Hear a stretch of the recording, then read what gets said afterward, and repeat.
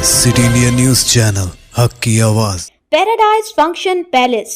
Paradise function palace महबूब देश बचाओ दस्तूर बचाओ मुहिम कमेटी महबूब नगर तेलंगाना की जानिब से CAA, NRC और एकसा सिविल कोड की मुहिम के आगाज़ के खिलाफ आवाम में शऊर उजागर करने और मुल्क के सेक्युलर अक़दार की हिफाजत और दस्तूर के तहफ़्फ़ुज़ के लिए 5 मार्च बरोज़ मंगल सुबह 10:30 बजे SM फंक्शन हॉल महबूब नगर में बाउनवान देश बचाओ दस्तूर बचाओ एक अज़ीमुश्शान जलसे आम का इनेकाद अमल में आया, जिसमें मुमताज़ सहाफ़ी आमिर अली ख़ान, न्यूज़ एडिटर रोज़नामा सियासत और मुंतखब MLC हाफिज़ पीर खलीक अहमद, जनरल सेक्रेटरी जमीयत उलमा तेलंगाना और आंध्रा, प्रोफेसर कासिम जामिया उस्मानिया के अलावा बरादरान वतन के BC तबक़े के क़ायद पाशम यादगिरी, ST तबक़े के मुमताज़ लीडर दासरम नायक भारतीय मुक्ति मोर्चा और दलित लीडर जलकरा श्रीनिवास रेड्डी, मौलाना मुतीउर रहमान मिफ्ताही, मौलाना अब्दुल नासिर मुज़ाहिरी, मौलाना अब्दुल कवी हुसामी के अलावा कई सियासी समाजी क़ायदीन और दानिश्वरों ने शिरकत की। इस मौके पर आमिर अली ख़ान, न्यूज़ एडिटर रोज़नामा सियासत ने कहा कि आज मुल्क में दस्तूर को सबसे बड़ा ख़तरा है, इसीलिए मुल्क के हर शहरी की ये जिम्मेदारी है कि वो दस्तूर को बचाने के लिए आगे आएँ। उन्होंने कहा कि मरकज़ में वाक़ BJP हुकूमत CAA, NRC नाफिज करने की कोशिश कर रही है, जबकि मुल्क की सूरत हाल ये है कि रियासत बिहार साल में 1-2 मरतबा बारिश के सैलाब की जद में आ जाता है, तो ऐसे में वो सर्टिफिकेट कहाँ से दिखाएंगे। उन्होंने कहा कि CAA, NRC ये सिर्फ मुसलमानों का मसला नहीं है, बल्कि ये SC, ST और ख़ास तौर पर जो बिछड़ा तबका है, इन सब का मसला है, पूरे मुल्क का मसला है। अगर आज CAA, NRC आ जाता है तो पूरे मुल्क को ख़तरा है और इस ख़तरे के पेश नज़र मुल्क में ज़मीनी इनक़लाब का अंदेशा है। सेक्युलर आवाम कुशादा जहन करते हुए दलित और मुसलमानों के साथ चलकर इत्तेहाद का सबूत देंगे तो मुल्क के साथ साथ खुद को भी बचा सकते हैं। जबकि दासरम नायक ने कहा कि महबूब नगर में आज SC, ST, BC और मिनारिटी ने यह फैसला किया कि वो CAA, NRC के निफाज के ख़िलाफ़ हैं और हमारा मकसद RSS की जहनियत को ख़त्म करना है। दासरम नायक ने कहा कि हमारा मुतालबा है कि इंतखाबात को EVM मशीनों के ज़रिए ना किया जाए। सुप्रीम कोर्ट ने इस ज़िमन में एक फ़ैसला सुनाया था कि EVM में टैंपरिंग की गुंजाइश है। इसके बावजूद BJP और RSS EVM के ज़रिए ही इंतखाबात करवा रही है, क्योंकि वो जानते हैं कि बग़ैर EVM के वो जीत नहीं सकेंगे। लिहाजा इंतखाबात को शफाफियत से कराने के लिए बैलेट पेपर का इस्तेमाल किया जाए।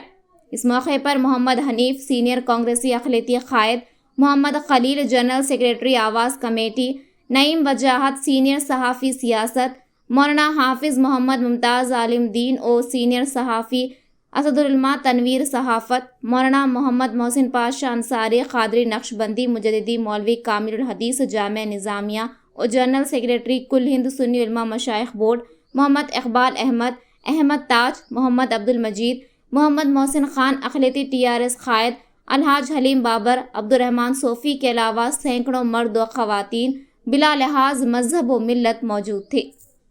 CAA, NRC या दस्तूर बचाओ मुहिम जो शुरू हुई है, आज हिंदुस्तान में सबसे बड़ा ख़तरा जो है वो कॉन्स्टिट्यूशन को है। अगर कॉन्स्टिट्यूशन रहा तो हिंदुस्तान अपने एक रेल की पटरी की तरह है। रेल की पटरी अगर हट जाएंगी तो रेल रुक जाएंगी। तो ये रोकने की एक कोशिश हो रही पूरे हिंदुस्तान में। इसको रोकने के लिए यहाँ पे एक प्रोग्राम मुनक़्क़िद किया गया महबूब नगर में। मैं समझता हूँ कि मैं भी उसका एक हिस्सा था। हर एक की ज़िम्मेदारी ये है कि आज किस तरह अपने दस्तूर को बचाया जाए। CAA, NRC की लिहाज से अगर मैं बात करूँ तो CAA, NRC को इम्प्लीमेंट करने की बात हो रही है या उसको यहाँ पे लागू करने की बात हो रही। ये कहूँगा कि CAA, NRC के मामले में आज भी बिहार का 40% हिस्सा जो ख़ास तौर पे सीमांचल का हिस्सा है या नदी के ऊपर का हिस्सा होता है, वहाँ पे बाढ़ आने से लोग अपने 12 महीने, साल के 12 महीने में 3 महीने पानी में भीग के अपनी ज़िंदगी गुजारते हैं। उनके पास भी सर्टिफिकेट नहीं रहता तो वो भी CAA, NRC प्रूफ नहीं कर सकते।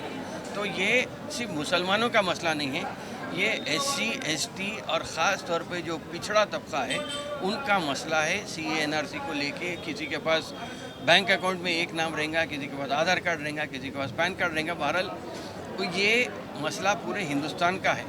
आज अगर सी एन आर सी आता है तो पूरे हिंदुस्तान को ख़तरा है, और अगर हिंदुस्तान को ख़तरा होता है तो फिर यहाँ पे एक इनकलाब, ज़मीनी इनकलाब बर्पा हो सकता सी एन आर सी को लेके। तो मगर ये है कि अगर हम इत्तेहाद से ज़रा कुशादा जहन के साथ, दिल को खोल के, दिमाग को खोल के अगर हम दलित मुस्लिम इत्तेहाद की बात करते हैं, उनको साथ लेके चलते हैं, तो फिर हम हिंदुस्तान को भी बचा सकते, अपने आप को भी बचा सकते, और दलित मुस्लिम के साथ अगर ये मिल के रहेंगे तो पूरे माशरा एक किस्म से सुकून में रह सकता है। मरकज़ी यही वज़ीर प्रोग्राम अमित शाह आज बोल रहे हैं कि दरमियानी जो है ना मार्च के महीने में नहीं। ये CAA जो है ना नाफिज होने वाला है, इसके लिए आप लोग ये सब इस खाली तरह से बयानात आ रही, जी, जी। मगर मैं समझता हूँ कि CNRC को लेके अगर हम हमारे जो शिनाख्ती दस्तावेज़ात हैं उसमें हम सही तौर पे अगर जमा के रख लिए तो कोई हर्ज की बात नहीं है। आते वक्त CNRC आता नहीं आता 2024 में मई के बाद किसकी गवर्नमेंट आने वाली है ये अलग बात है। अभी कोई 370 बोल रहा है, कोई 400 बोल रहा है। अगर मेरे से पूछिए तो फिल वक्त मसावी है, 250 के ऊपर पूरा मामला ख़त्म होने वाला है। कोई किसी की गवर्नमेंट आने वाली नहीं है, मखलूत हुकूमत फिर से आने वाली है, और अगर मखलूत हुकूमत आई तो फिर इंडिया इत्तेहाद की हुकूमत आई तो मामला ही बदल जाएगा। अगर इंडिया आई तो भी इम्प्लीमेंटेशन CNRC का नहीं होता यहाँ पर, ये बात एक गारंटी है। EVM मशीन को जो हटाने के लिए बल्कि EVM मशीन का सुप्रीम कोर्ट में चल रहा, अब सुप्रीम कोर्ट में चल रहा तो सुप्रीम कोर्ट क्या फैसला देता।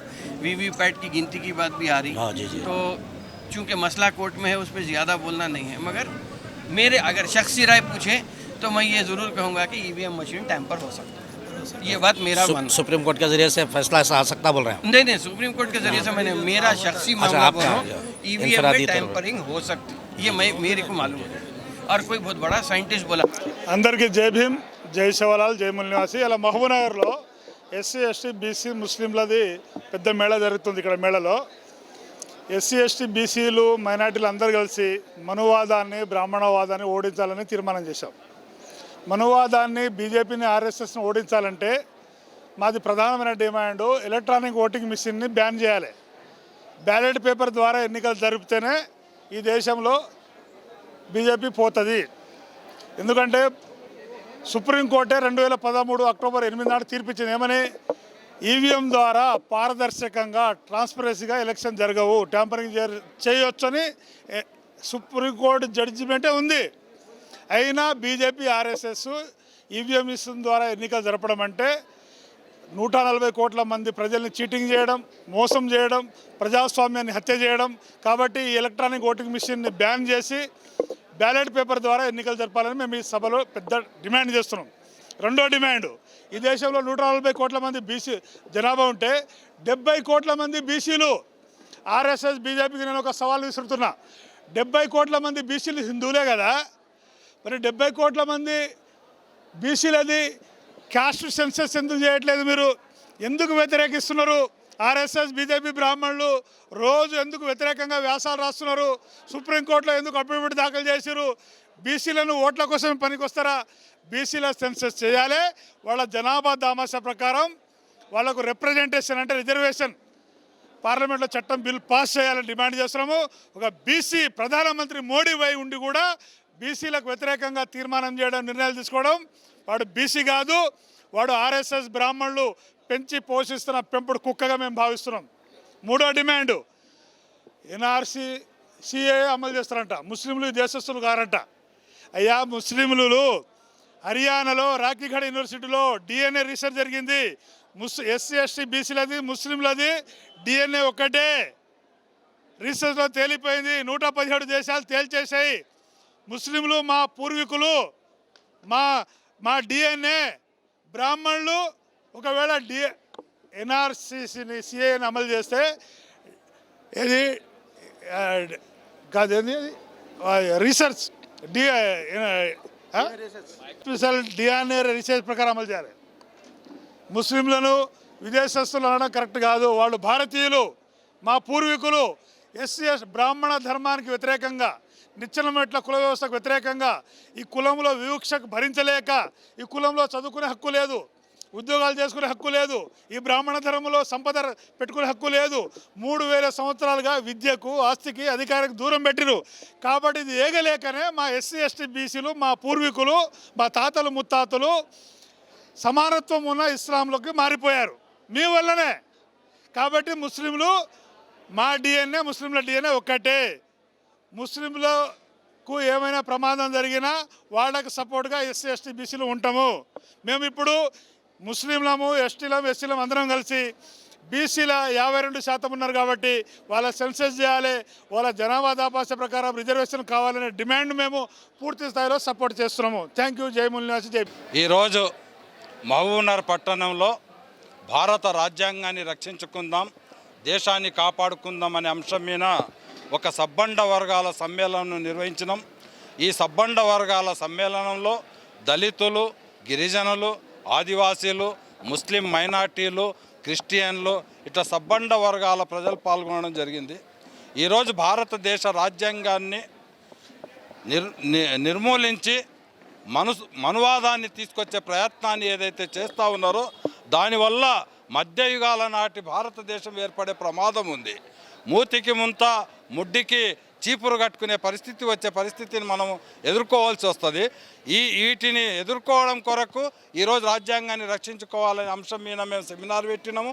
ఈ సెమినార్లో రాబోయే ఎన్నికల్లో కూడా భారత రాజ్యాంగాన్ని కాపాడుకుంటాము, భారత రాజ్యాంగాన్ని అమలు చేస్తామనే రాజకీయాల పక్షాల వైపు ప్రజలు ఆలోచన చేయాలని చెప్పి కూడా మేము ఈ సెమినార్లో డిమాండ్ చేస్తూ ఉన్నాము. రాజ్యాంగాన్ని విఘాతం కల్పించే ఏ రాజకీయ పార్టీ అయినా ఏ సంస్థ అయినా వాటిని ప్రజలు సమిష్టిగా ఎదుర్కోవాలని చెప్పి ఈ సందర్భంగా మేము ప్రజలను విజ్ఞప్తి చేసినాము. ఇది ఒక అవగాహన సదస్సు మాత్రమే. మేము భవిష్యత్తులో వేలాది మందితోటి రాజ్యాంగ రక్ష ఉద్యమాన్ని నిర్మిస్తామని చెప్పి కూడా ఈ సందర్భంగా పిలుపునిస్తూ ఉన్నాం.